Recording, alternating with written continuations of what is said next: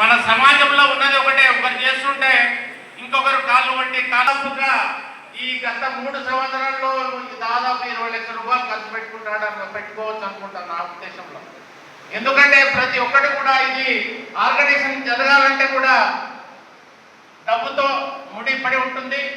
ఈ కార్యక్రమానికి సంఘంలో కూడా, సంఘం అంటే అక్కడ డబ్బు అనేది ఉన్నది. ఏ కార్యక్రమం చేసినా 1000 లక్షలతో కూడుకున్నది. తను సొంతంగా ఖర్చు లేదంటే ఏదన్నా ఆర్గనైజేషన్ దాతలను లింక్ లేకుంటే తన వంతుగాను చేస్తూ వస్తున్నాడు. తనకు మీరందరూ కూడా సహాయ సహకారాలు అందించి మీరు మీ జిల్లాలో ఉన్నటువంటి చేనేత కార్మికులకు అండగా మీరు నిలవాలని చెప్పేసి బదులు తీసుకోగానే కాదు, విజిటింగ్ కార్డులకే లేదు నలుగురికి చెప్పుకోవడానికే కాదు, మీరందరూ కూడా ప్రతి ఒక్కరు కార్మికులకు అండగా ఉంటామనే రకంగా ఇప్పుడు ప్రమాణ స్వీకారోత్సవం ప్రమాణం చేశారు. అదే రకంగా మీరు మీ కార్యక్రమాన్ని చేసినట్టయితే మీకు పేరు వస్తుంది. ఆ కార్యక్రమంలో భాగంగా మీ యొక్క రాష్ట్ర అధ్యక్షుడైనటువంటి మా అన్నగారు రాబోలు వీరవన్న గారికి కూడా పేరు వస్తుంది. ఈ కార్యక్రమంలో భాగంగా నేను కొంత మీ అందరికి కూడా చేనేత విభాగం గురించి, చేనేత కార్మికుల గురించి జరుగుతున్న అన్యాయాల గురించి కూడా మీరు తెలియాలనుకుంటున్నాను. చేనేత సహకార సంఘాలు ఉంటాయి. ఉన్న 125, 140 సంఘాలతోనే ప్రభుత్వం నడిపిస్తుంది.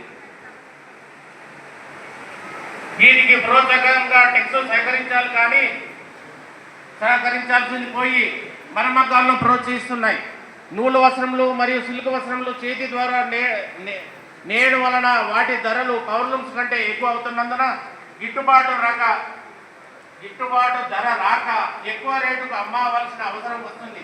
దానికి డిస్కౌంట్ పెట్టి దాదాపుగా ఈ డిస్కో మామూలుగా మన వస్త్రం ఖరీదు చేసిన దాని మీద 60-70% మార్జిన్ వేసుకొని అమ్ముతుంటే ఎక్కడికి వెళ్ళి మన నేత కార్మికులతో ఉన్న వస్త్రాలు ఎక్కడ అమ్ముడుపోతాయి?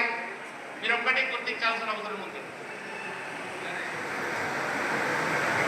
ఈ పరిస్థితుల్లో వస్త్రములు అమ్మిన చోటనే షోరూంలో మిగిలిపోతున్నాయి.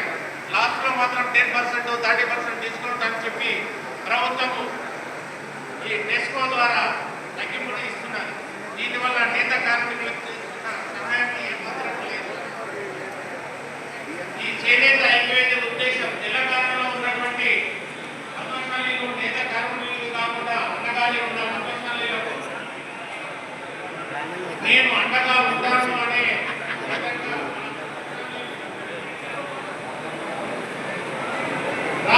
రాబోలు వీరమణ గారు ముందుకు వచ్చారు. అందరినీ